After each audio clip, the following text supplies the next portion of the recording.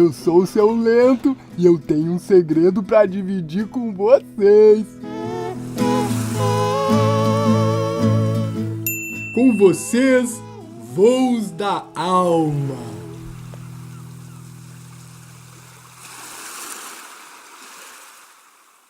Onde andarão os contadores de histórias que adoravam espalhar suas memórias? Naquelas noites em volta da fogueira, a gurizada ficava muito faceira. Será que hoje moram em outro planeta? Aonde vive A nossa história começa um pouco antes das férias da Naná. Minutos antes. Segundos antes. Naná!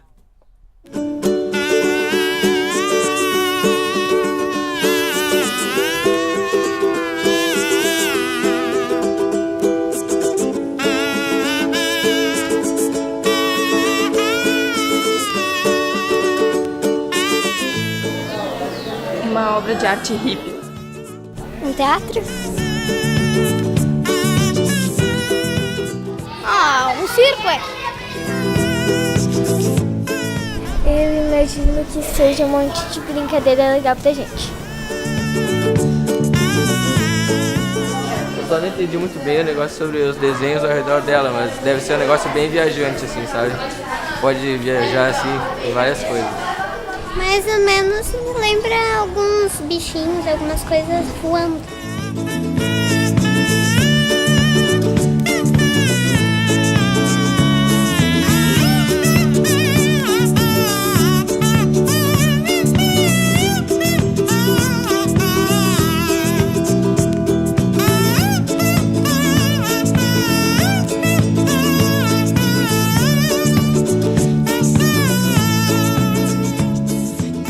Voos da Alma é um grande projeto que ele abriga várias artes, né? Então a música, a literatura, artes plásticas e o teatro. Então nós fizemos um projeto itinerante que leva a arte para escolas e outros locais. E nesse projeto a gente chega na escola com uma Kombi biblioteca, e essa Kombi biblioteca ela leva a exposição do Voos da Alma e também a peça de teatro Histórias para Voar. A exposição surgiu antes que o livro Voos da Alma, né? E como a gente sempre teve uma ligação muito forte com essa coisa do mundo espiritual, assim, o Voos da Alma foi o nome que a gente achou adequado para aquele projeto, que acabou virando livro, usando as esculturas que fizeram parte da exposição, que agora está itinerando com o projeto. Então a gente trouxe outros voadores com a gente, que daí a gente veio com a Aline Tanay, o Gabriel Zene, pra gente voar por aí em outros locais e com mais linguagens artísticas também. O nosso projeto a gente priorizou desde o começo, assim, lugares que não recebem muita cultura e arte. Então começamos pelo interior, escolas rurais, então são escolas pequenas, e depois também escolas da periferia. Então, ao todo, as escolas que esse projeto no início dele já alcançou, acho que chegou a mais de 2.000. Acho que quase 3.000 crianças, entre a Feira do Livro e as escolas que a gente participou. As escolas que a gente atendeu eram escolas variadas. Tinha escolas que tinham 70 crianças e tinha escolas que tinham 300 e poucas por turno, né? Ficou desde a educação infantil até os 9º anos a gente atendeu. Teve escolas até de ensino médio, né?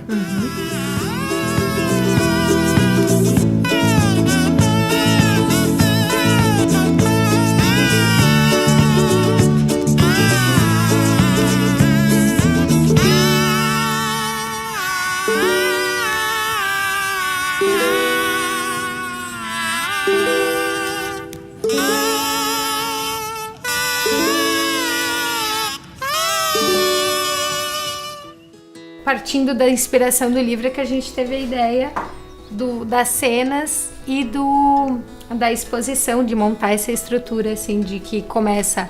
Primeiro as crianças vão para a exposição, depois tem o teatro, aí de tarde a gente inverte. Então a gente foi pensando em toda a questão da logística e das possíveis histórias que podiam partir a partir desse projeto.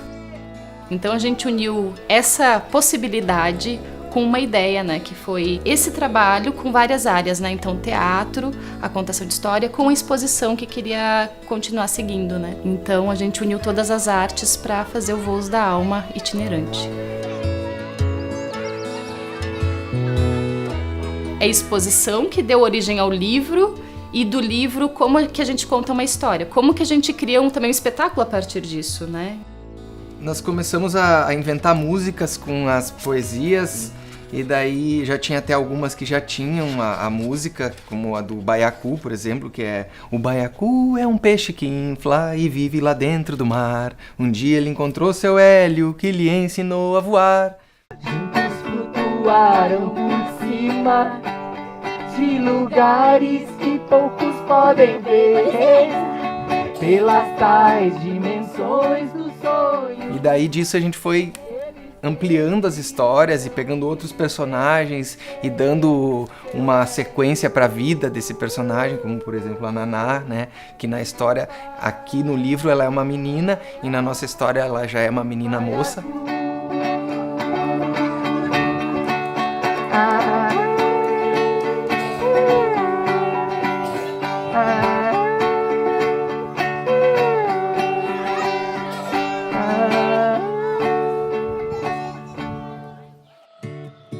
Nós pensamos numa maneira de fazer criaturas que voem de maneiras diferentes das usuais. Que fossem voos com a alma, né? Que fossem voos que levassem para outros lugares, outras dimensões ou outros estados de espírito. A gente faz um croquis, tem uma ideia de quais personagens quer, mas quando tu vai para a escultura, assim, eles tomam forma própria, daí eles nascem, né? São 15 esculturas, todas feitas com a técnica da bricolagem. Ela é uma junção de materiais, né, para formar um personagem. Teve muitos momentos assim incríveis, assim, de tu ver eles dizendo bah, como eu queria fazer isso. E daí a gente conversando, tu viu que são materiais baratos, materiais que tu tem condições de fazer, é sucata, é coisa que a gente acha no lixo. E eles, nossa, como é que pode, né, tipo, com um monte de garrafas, né, vocês fazem isso aqui e tal. Então, eu acho que essa coisa do transformar uma coisa sem valor em algo que parece magia, que é o que se faz com a arte, eu acho que é ali que toca eles, e quando toca eles, toca a gente também. Um menino numa escola, ele perguntou assim, como é que faz para parecer que ele saiu da loja? Muitos vieram falar para nós que também escrevem, que também desenham, eles foram na sala de aula buscar os seus cadernos, trouxeram as suas poesias, trouxeram os seus desenhos para mostrar pra gente. E aí a gente falou sobre essa questão da importância de se expressar, por mais que isso não se torne a profissão, mas que siga com esse poder que te dá tu se expressar, né? Então, acho que essa continuidade do projeto vem aí, na sementinha que tu planta da vontade dele também fazer arte.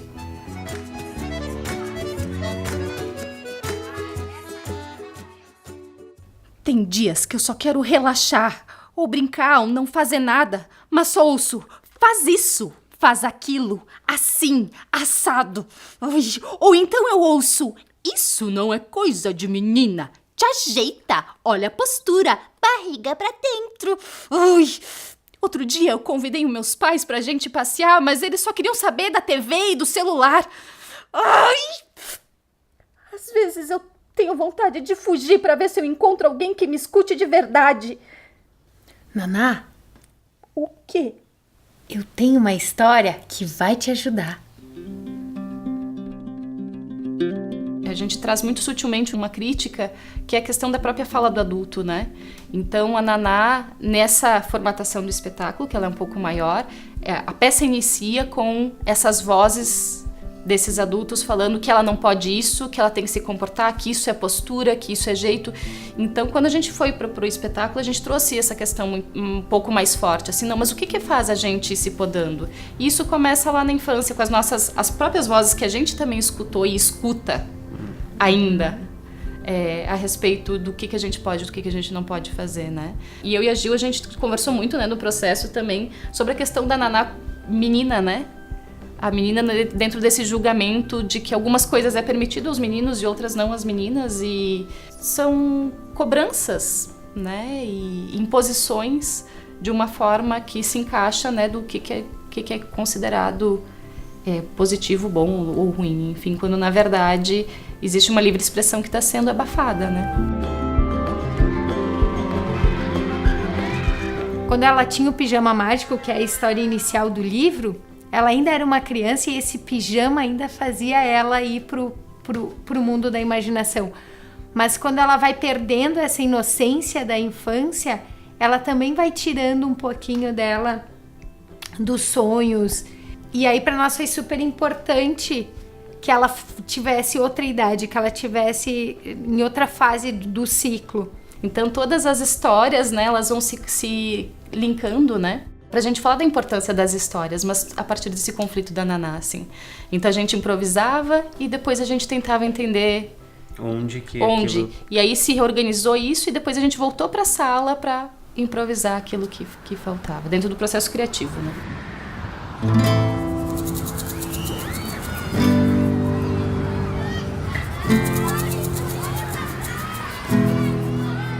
Enquanto a gente estava criando a peça, a gente colocou elementos que geram medo na plateia ali, né? E como o público era infantil, a gente ficou um pouco preocupado com a questão da máscara, do personagem da sombra, né? E eles realmente eles ficam marcados por aquele momento ali, mas felizmente não gera um pavor neles, né? Só aquela coisa que acaba relacionando eles com a história, né? De tipo, ter o medo e querer resolver o que é aquilo ali, o que é.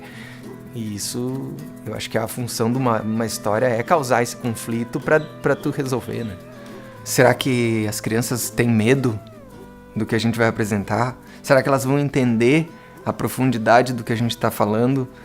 Será que elas vão achar engraçado?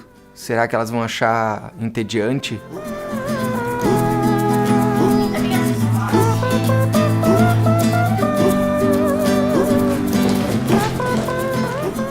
Foi proposital ter essas curvas dramáticas, porque toda a história ela precisa ter a sua curva dramática, né? Até para te prender a pessoa ali na história.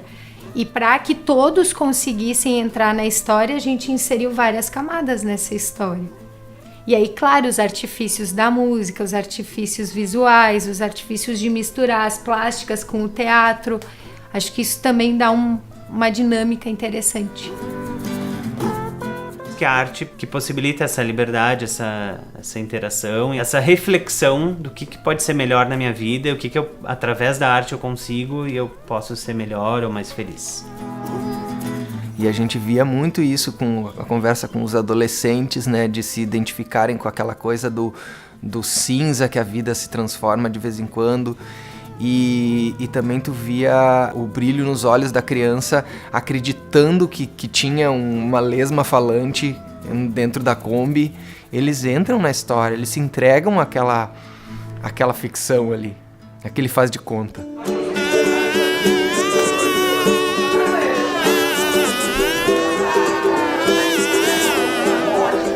Quando alguém me conta uma história, parece que... Não sei como dizer isso, mas parece que eu viajo no mundo das histórias. Tem gente que entende um livro de uma forma, tem gente que entende de outras, mas eu procuro ir o mais fundo possível da história, né? Entender bem ela, viajar nas histórias. Me leva para o escape da vida real, um pouco dos problemas. Me leva para outro lugar. No mundo de imaginação. Eu me sinto no mundo mágico. A malabarista do circo salvou um passarinho machucado. Na hora em que a estrela do céu... Pensava nos homenzinhos pequenos pro meu tamanho. Ela pro quarto corria, como um rio que vai pro mar. Pois queria o pequeno sarado. O passarinho curou rapidinho. E até ela trazendo voa. a verdade Só pra quem ti. sonha vai entender. É muito interessante quando a gente chega nas escolas, né? E a gente monta lá nossa tenda, chega com a biblioteca, e tem o espetáculo, e tem tudo. E aquilo tudo já transforma o lugar. E só o fato de muitas vezes a gente só tá com a tenda montada, aquilo já causa um encantamento, né? E aí a gente vê o quanto que a arte, na verdade, quebra aquela rotina. São várias reações que a gente conseguiu perceber ali, fazendo a mediação com eles e vendo como é diferente a gente ter a literatura, ter o livro e ter o objeto ali, a exposição mesmo dentro da tenda. Tem toda uma diferença, assim, é outra experiência artística. O lidar com a criança nesse processo de fruição de arte, ele é muito transformador, porque elas são capazes de enxergar coisas que os adultos não veem. E a gente traz essa relação quando vai conversar com ela de que ela também é um artista, de que tudo que eles produzem também é arte, né? A arte, assim como a gente come a comida para alimentar o nosso corpo físico, né? A arte é uma forma da gente alimentar a nossa alma, alimentar o nosso senso crítico, alimentar a nossa mente para pensar diferente, né?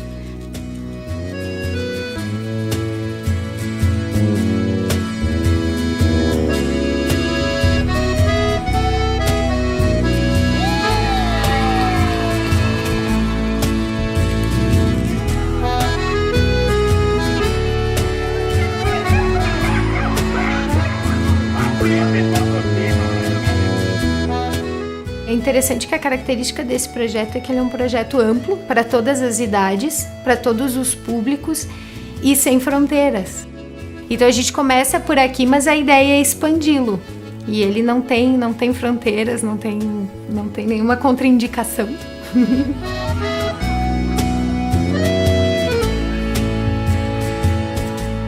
A gente tem uma Kombi, né? E a ideia é isso, que a gente possa entrar nela e onde ela puder ir e entrar, a gente vai com ela.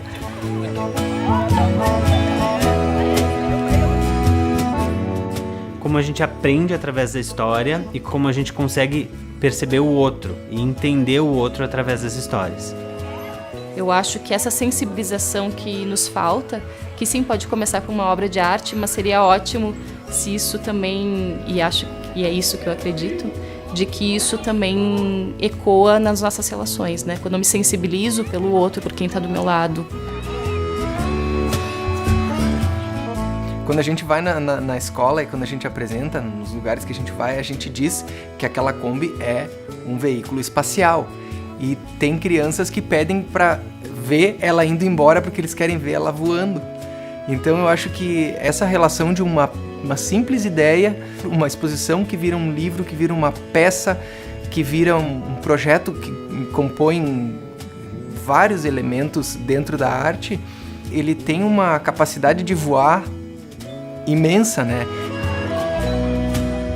Esse é um projeto que ele tem por intuito resgatar o simples, o lúdico, o carinho, o amor e aproximar as pessoas delas mesmas, do mundo, do universo e da natureza. Sansa croma nena o que cucumba, sansa croma. A alma voa quando a gente consegue abrir uma janela no lugar que tu estiver e sair por ela. Sabe quando você tá naquele ambiente que nada é propício ou que tu tá numa situação horrível e de repente tu olha assim e sonha, imagina e já te coloca longe dali. Quando tu olha por uma obra de arte e aí tu tá lá analisando o quadro, tu tá vendo assim aquele desenho, aquela história que tá acontecendo ali, tu entra naquele quadro. Quando tu tá na peça de teatro e tu se coloca no lugar do personagem, quando tu entra dentro daquela história, a tua alma tá voando. E essa magia que a arte provoca, ela faz com que as pessoas também criem as suas janelas, as suas histórias e entrem nessa grande nave e vão por aí, viajando e iluminando por onde passam.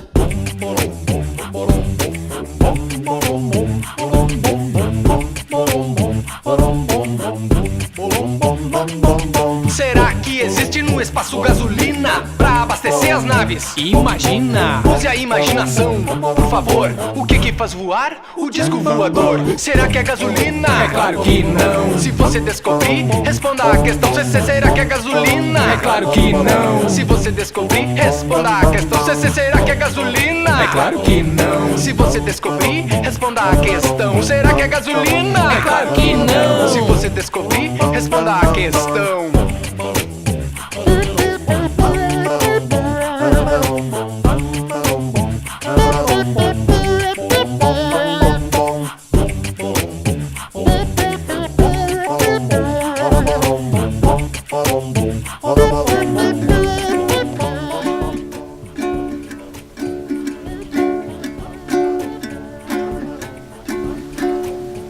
As histórias não são verdades absolutas, mas elas nos ajudam a ver a vida de uma forma diferente.